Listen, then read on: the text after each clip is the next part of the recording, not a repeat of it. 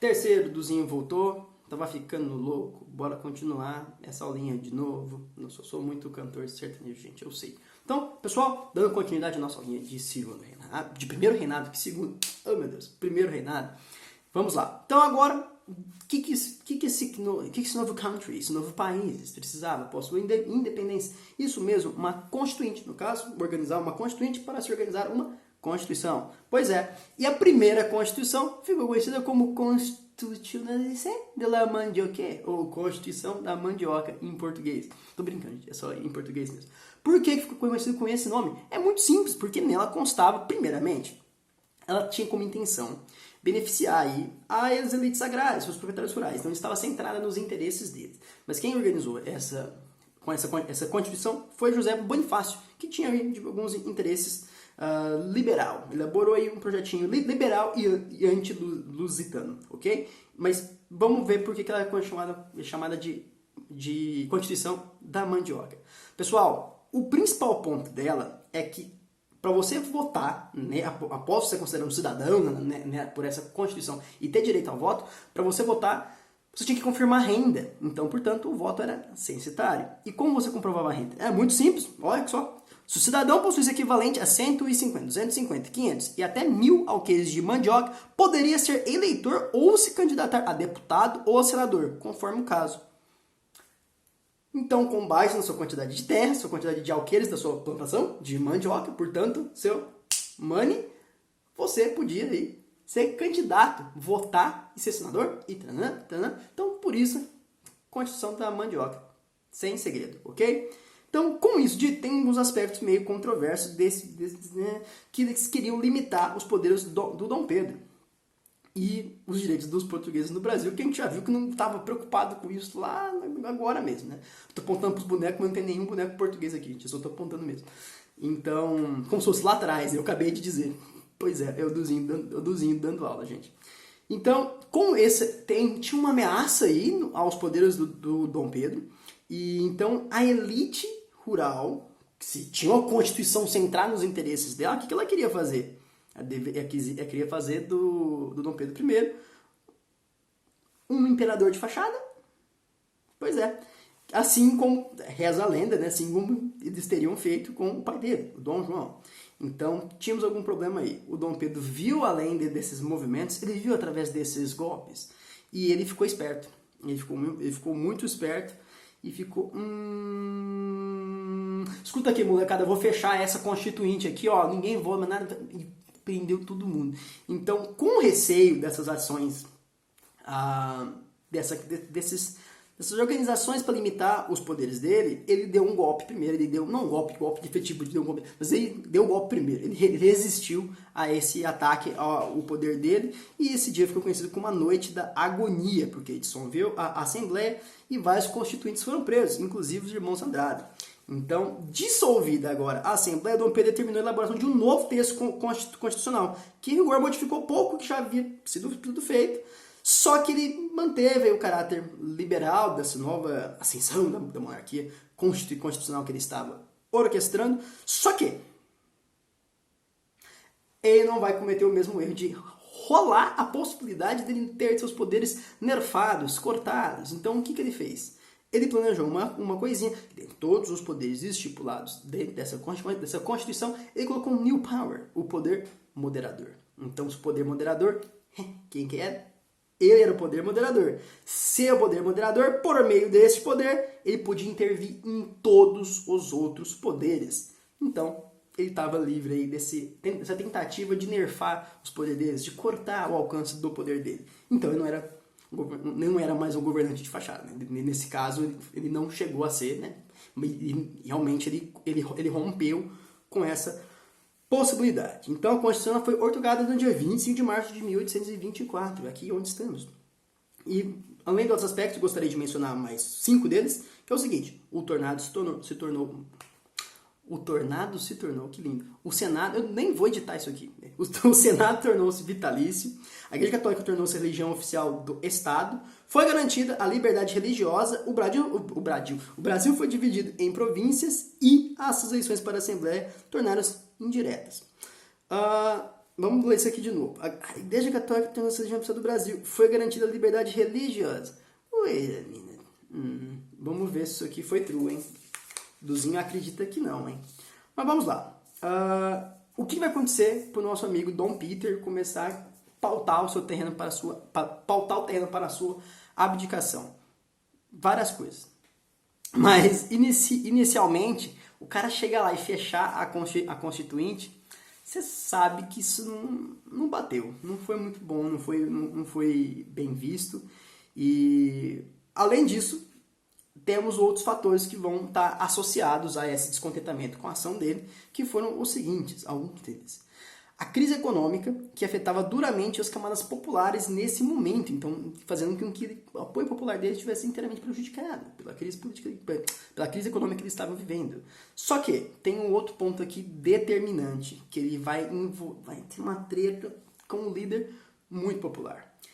Uma coisinha chamada Confederação do Equador, que vai ser iniciada lá em Pernambuco, vai ser uma revolta liberal, liderada por um carinha religioso, que já deve ter ouvido falar, chamado de Frei Caneca, que teve como causa imediata, tinha como causa imediata, a indicação de um governador conservador para a província, a qual não foi aceito pelos pernambucanos. Então, essa foi a causa.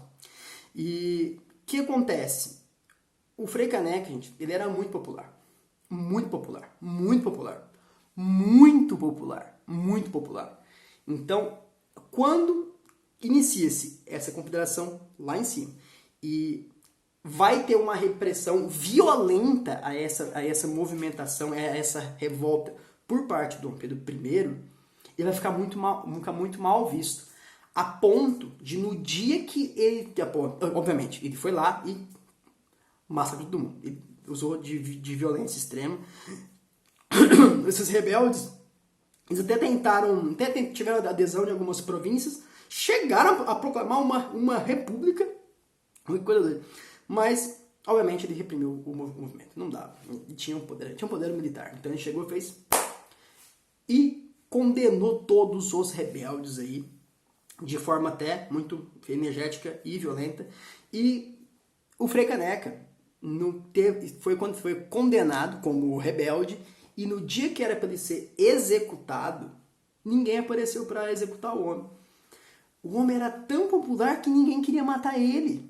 É tipo você queria achar alguém para matar o Keanu Reeves, gente. Ninguém vai querer matar o Keanu Reeves, assim, dos índios, tem que matar o Keanu Reeves. Aí eu respondo a pessoa, se o mundo está contra o Keanu Reeves, eu estou contra o mundo.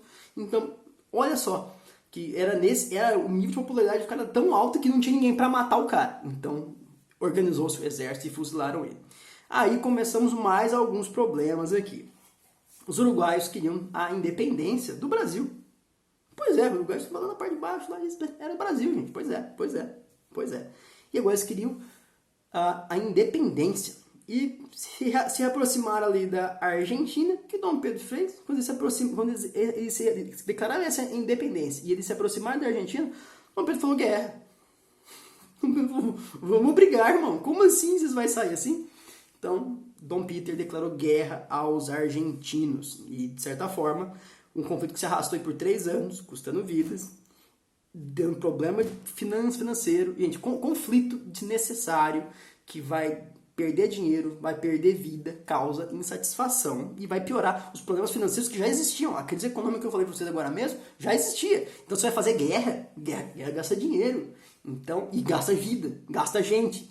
Então, se você está perdendo vidas e está perdendo dinheiro, vai piorar ainda mais a situação. Foi o que aconteceu e chegou num ponto que só estava aumentando a insatisfação geral e que Dom Pedro fez? Olhou assim. Depois de 3 anos, ele foi assim, mano, fica com o Uruguai mesmo. E aceitou que o Uruguai fosse independente e resolveu-se esse conflito.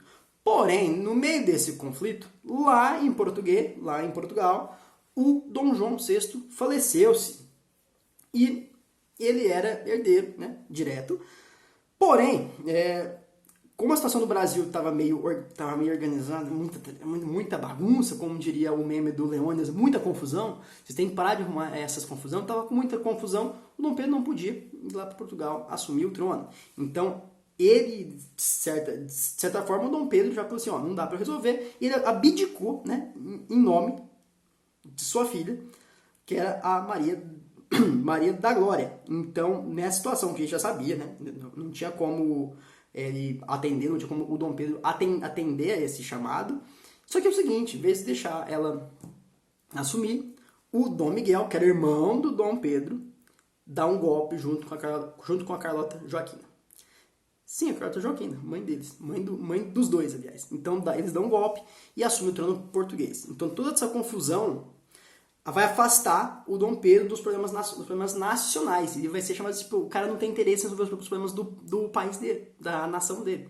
Então isso vai fazer que ele vai fazer ele perder ainda mais popularidade, vai causar ainda mais insatisfação, vai ser criticado muito fortemente. E o Dom Pedro é um exemplo de um cara muito, muito legal. Eu já falei isso pra vocês, um exemplo de um cara legal.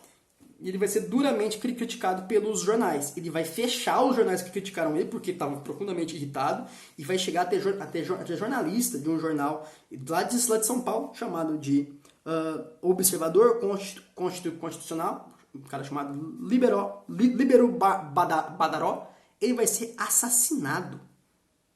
E aí, o cara tava matando a imprensa. Não, a gente não sabe se ele matou a imprensa. A gente não sabe quem assassinou ele ainda, não temos confirmação. Mas nesse caso, quando o cara tava fechando o jornal, o cara tava perseguindo a imprensa. Então, novamente, aumentando aí a insatisfação dele. E aí, lá no fim, o Dom Pedro fez, nos fins de 1830, o Dom Pedro fez uma viagem lá para Minas. E em Minas ele foi recebido tipo assim.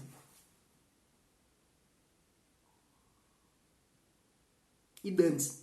Então, ele foi recebido dessa forma, de forma fria, o pessoal tava dando moral nenhuma pra ele tava lascado, e ele, beleza, e quando ele retorna pro Rio, vai ter uma comemoração, de certa forma, tentar organizar uma festa pra receber ele, os portugueses que apoiavam ele, vai fazer uma festa pra receber ele, os brasileiros vão atacar os portugueses e vão quebrar garrafa de caminhão, vai ser uma briga de garrafa, vai quebrar garrafa na cabeça do cidadão, vai ser uma treta, que vai ficar chamada como Noite das Garrafadas. Então ele tenta acalmar, ficou aqui que foi assim, vou acalmar os ânimos, calma aí molecada, vou acalmar os ânimos, vai ficar tudo zero. Ele tenta acalmar os ânimos, indicando aí, fazendo um ministério formado apenas por brasileiros, né, natos mesmo, mas não adiantou nada. E é isso. E 15 dias depois, após todos esses problemas que já existiam e foram só aumentando, insatisfação, crise e atitudes completamente violentas por parte do Dom Pedro, e vai ficando cada vez mais complicado manter